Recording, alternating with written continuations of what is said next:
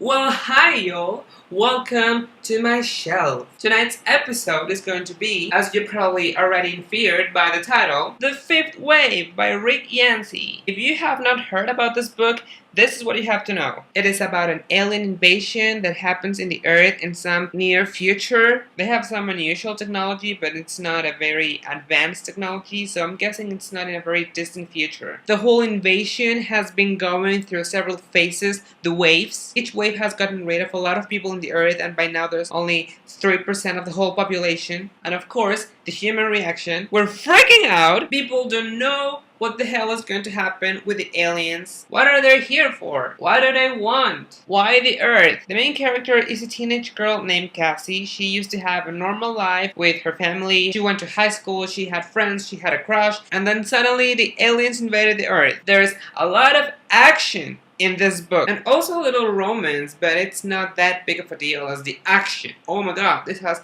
freaking tons of action in here. I only have one problem with this book, and that is the cover. Not the cover precisely. I mean, I don't like the sticker. I don't know why they put the sticker on the book, but anyway, that's not the problem. The problem is the paper. This is the kind of paper that will show where it's been touched. You cannot touch it without leaving your fingerprints. And I don't like that because it makes the book look dirty. I have some issues. Anyway, other than that, the story is great. We have simultaneous POV from different characters, and you can see how the stories are going to connect at some point. It's a little confusing at first because the story starts in one point, and then you have flashbacks, and then you go forward, and flashbacks and everything that are useful for the story. But it's maybe a little hard to understand at first. Not even 50 pages into this book when I was already caught on, so it's a really, really good book. The characters are fantastic. Even in this whole situation with aliens invading the Earth and people dying everywhere, they manage to make you laugh. That's the style of the author, I guess, and I loved it. It's great. I had never read anything from Rick Yancey before, but I've heard that this book was great. I bought it, and I don't regret it. It was great, and I'm so impatient for the sequel. It's not fantasy or dystopian. The ones that I usually read, it's science fiction. Really, really great, and you have to read it. Now, if you have not read The Fifth Wave, you probably want to leave this video, because otherwise you're gonna be spoiled. I feel much better now. Let's start.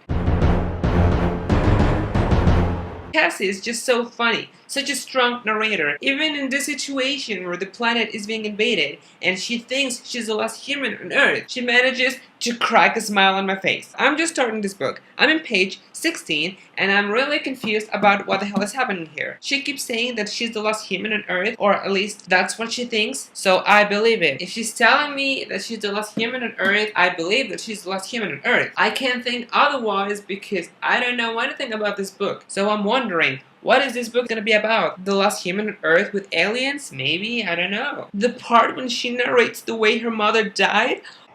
Oh my god! That is such a horrible way to die.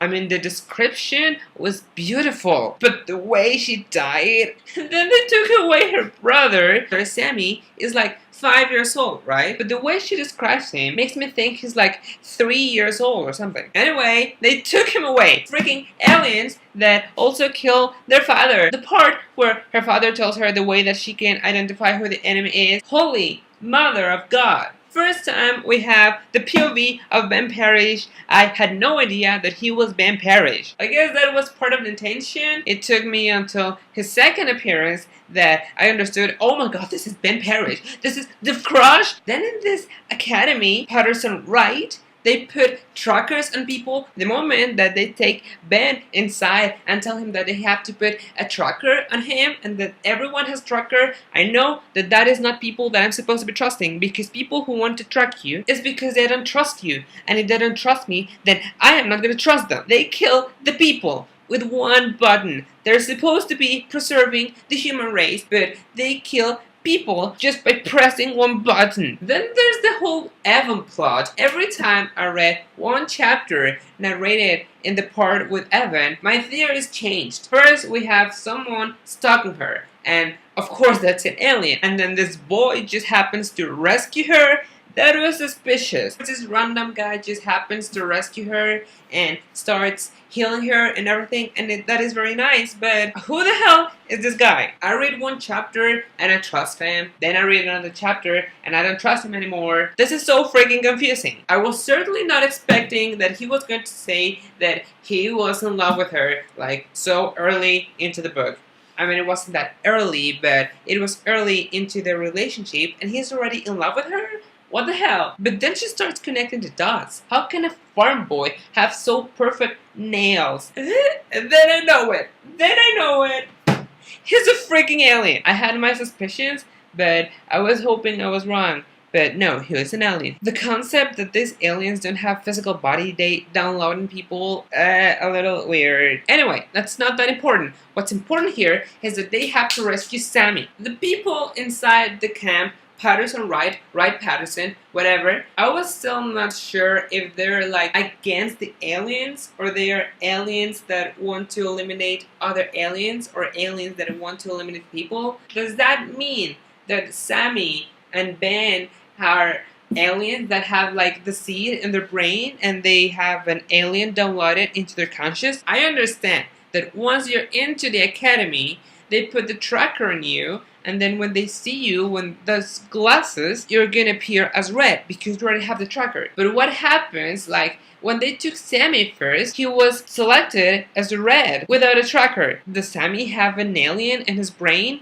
I didn't get the part. Or is it because he's like a stronger human? Maybe because he was immune to this plague and the other girl that was in the bus wasn't immune and she was just lucky that she was still alive, but she wasn't strong enough to be part of the academy. Was that? Now with the Ringer situation, I couldn't help but notice that both Ben and Cassie speak very similar when they're into someone. The way Cassie speaks about Evan Walker is very similar to the way that Ben speaks about Ringer. So that's my first clue that those two are not going to end up together. I'm in the dilemma of should I trust Evan or not? Should I trust him? A or nay? What the hell is happening with life? And then he comes out with this amazing line: fear for the gazelle, fear of being eaten.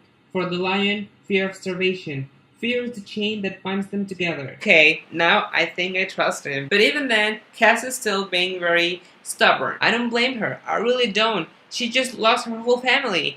But she keeps saying that Evan had all the opportunities in the world to kill her and he had not done it. So maybe she could trust him. There are some parts, some little chapters in which I'm annoyed by Cassie and her stubbornness. More than halfway through the book, the title of the book makes sense and oh my god, the humans, we are the fifth wave. Part of me has always known that one way or another, us humans are gonna be the end of ourselves as humans. Because we are that stupid. I still hate the aliens for invading Earth and killing people, but that was one hell of a plan. All they had to do is make us stop trusting each other. To me, the most exciting part was at the end when I know that both Cassie and Ben are going to meet, that I can see their POVs getting closer and closer and closer. They are rescuing Sammy, and Cassie already has him, and Ben has already entered, and he attacked the doctor, and they start to fight, and things start blowing up. That part was intense. Oh my god, the part when Cassie killed Dr. Pam by putting the tracker up her nose. So awesome. I can't even. I am really concerned about what's going to happen in the next book. I really doubt that Cassie and Ben are going to end up together, even though Ben is Cassie's crush. I hope that Sammy won't die, but I think he's going to die. Cassie's going to end up with Alien Boy, and Ben is going to end up with Ringer. But, I mean, assuming they all survive, which I highly doubt. I don't know. And is Evan even still alive? What is going to happen with the aliens? Evan said that there were others against the whole idea of aliens taking Earth. So where are they? Where are they? Where are those pro-human aliens? And so are we going to have a battle between humans and pro-human aliens against aliens and pro-aliens humans? Thank you for watching this video. You can leave a comment down there letting me know if you liked the book. If you didn't like it, what do you think is going to happen? What are your theories that's going to happen later? Who's going to live? Who's going to die? What the hell? You can also hit the thumbs up button, share and subscribe if you liked it. I hope you enjoyed this video, and I'll see you next time. Goodbye.